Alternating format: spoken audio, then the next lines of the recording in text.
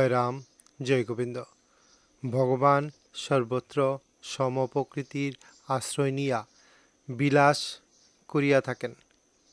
গুণ আবর্তনে বিষমতত্ত্ব লাভ হইয়া অজ্ঞানবশত সুখ দুঃখ আয় ব্যয়ে পরিণত হয়। এই দুঃখজ মুক্তির জন্যই ভগবৎ সেবায় রত থাকিয়া নিরপেক্ষতা লাভ করেন। ইহাই মুক্তি। পাপ পুণ্যের দ্বারা জীবের শরীরের বুক হয় না।